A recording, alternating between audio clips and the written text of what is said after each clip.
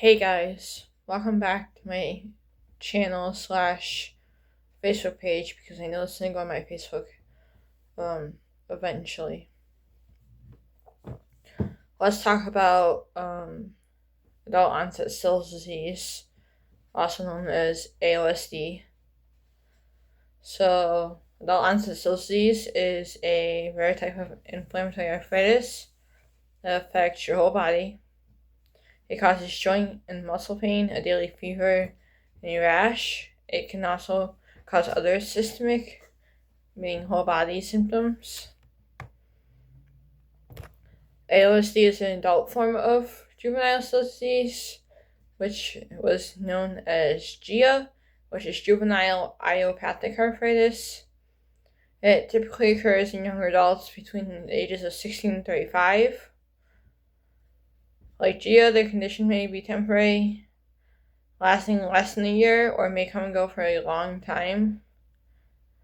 Mine doesn't go away, so that's important for me to know, is that mine does not go away. And that's important for you guys to know, because if you ever meet me and I look like I'm flaring up, I probably am. Symptom flares may occur regularly or far apart, and they may be mild to severe. Medications can help manage your symptoms when they arise. So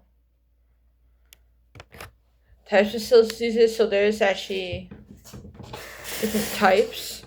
So we're looking at monophasic AOSD. Monophasic means that there's only one episode of symptoms lasting weeks or months, but less than a year. This may occur suddenly and just go away suddenly. We have polyphasic. Polyphasic means there are multiple episodes of symptoms. They occur periodically, weeks, months, or years apart. They usually get shorter and less severe over time. Or there's what I have, and it's chronic AOSD. Chronic means that you have persistent symptoms or regular flares. Chronic AOSD is more likely to do progressive damage to your joints, just like rheumatoid arthritis does. So with each of these types occurs with about equal frequency, but you can't always tell which type it is right away. Sometimes what seems to be monophasic or polyphasic AOSD can later develop into chronic AOSD, or adult onset Still's disease. So, symptoms and causes. So, the primary symptoms include fever. So, when symptoms are active, most people have a daily fever that with 2 spikes, 1 in the morning, 1 in the evening. Fever spikes are typically over 102 degrees Fahrenheit. A skin rash, a pink or salmon colored rash usually appears when your fever is spiking. So, if your fever is spiking, you're most likely going to get a rash. It may disappear in between spikes. It usually affects your chest, arms, and legs first, but may spread. I get it mainly on my arms and in my back. Joint pain. So most people aching in their joints, and many also experience swelling and stiffness. It may start in a few joints at first, but after a while you may start to feel it everywhere. It really does suck when it hits everywhere. Now we want the muscle pain. So you may also feel achy in your muscles, especially when your fever is spiking, which I do quite often. I do feel that a lot, along with the joint pain and the fever.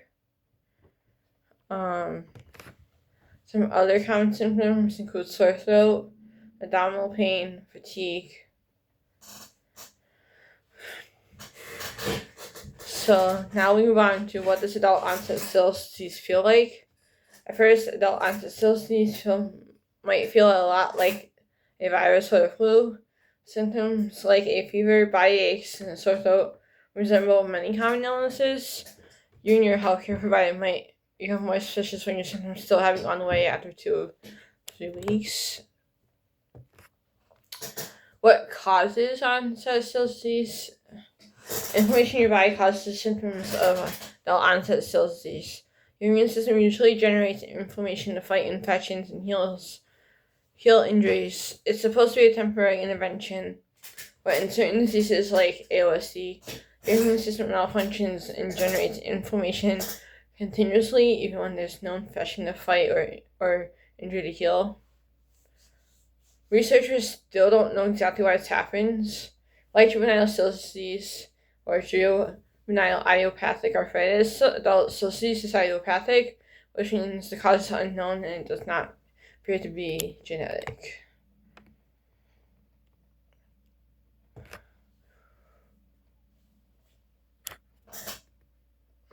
So now let's move down to management and treatment. Healthcare providers treat adult onset Still's disease with various types of anti-inflammatory drugs. Different medications work better for different people. It can take some trial and error to find which ones work best to manage your symptoms. Once you do, you may need to continue taking them for a long time, even when you're not having symptoms. This helps to keep the inflammation from building up again. Some medications can have negative side effects if you use them for too long. Take these medications should provide will switch them around time to time to prevent side effects. Medications may include non-steroidal anti-inflammatory drugs such as NSAIDs. So you get the ibuprofen, Tylenol mix. Because steroids, synthetic steroids. The disease-modifying anti-rheumatic drugs, and we also have biologics.